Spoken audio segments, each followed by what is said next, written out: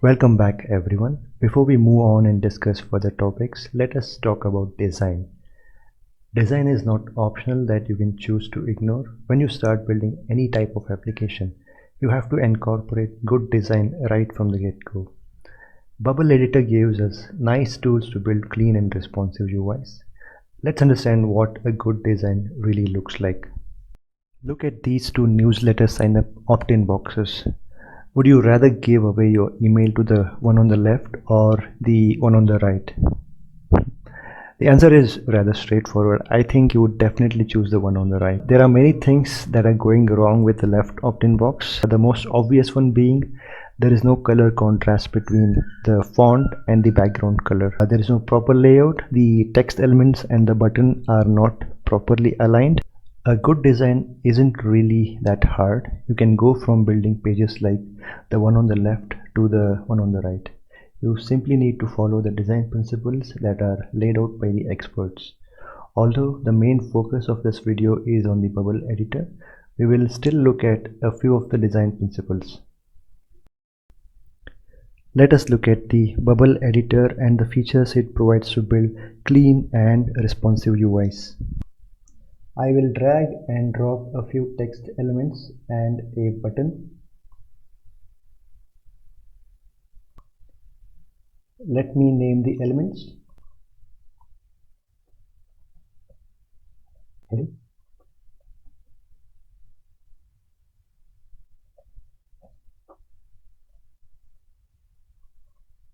And this is a description.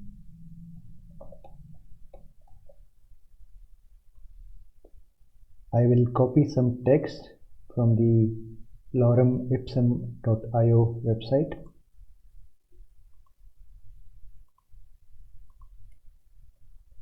This is too much text. I will remove most of it.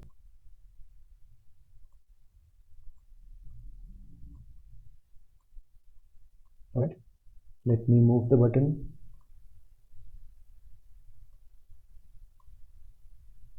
And let's preview.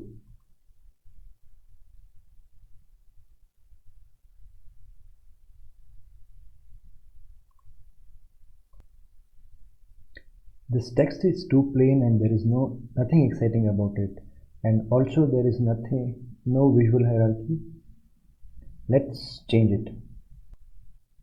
First thing I'll do is align these elements.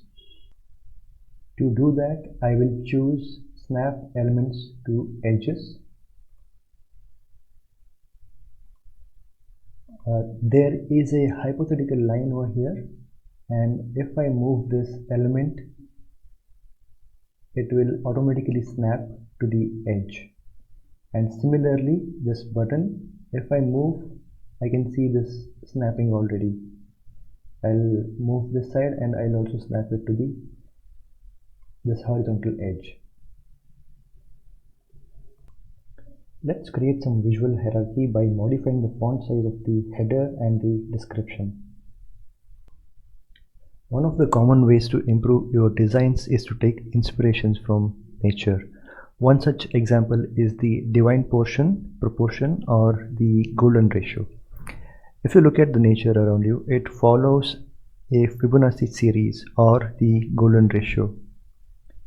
From flower petals to the tree branches down to the DNA molecule, nature tends to follow the Fibonacci series or the golden ratio.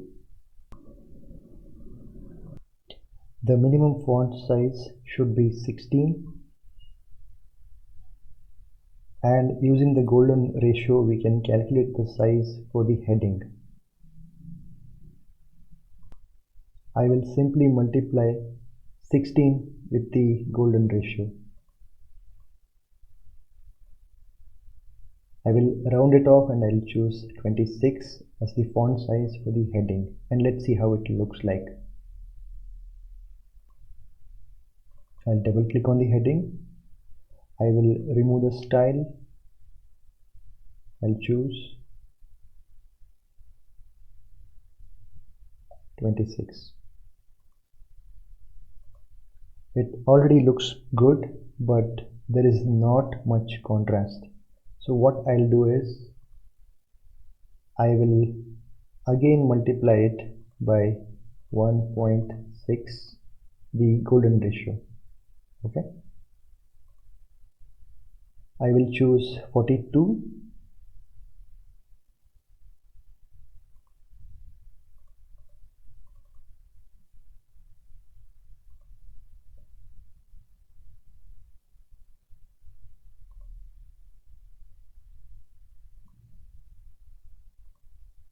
and let me refresh the page.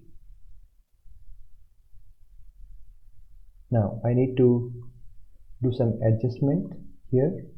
So I will drag this and snap it here, and let me refresh the page.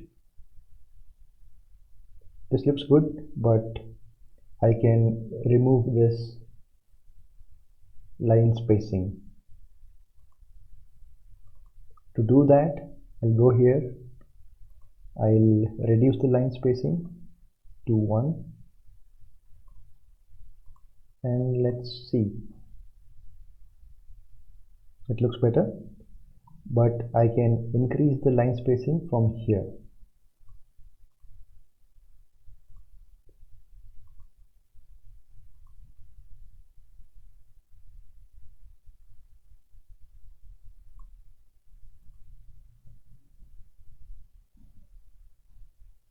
This looks better. One more thing that I can do is I can increase the weight of this font.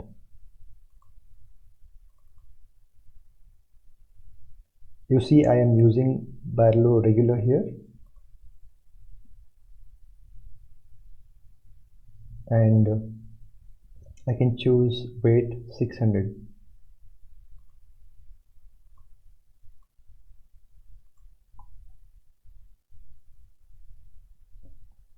Yep, this looks good.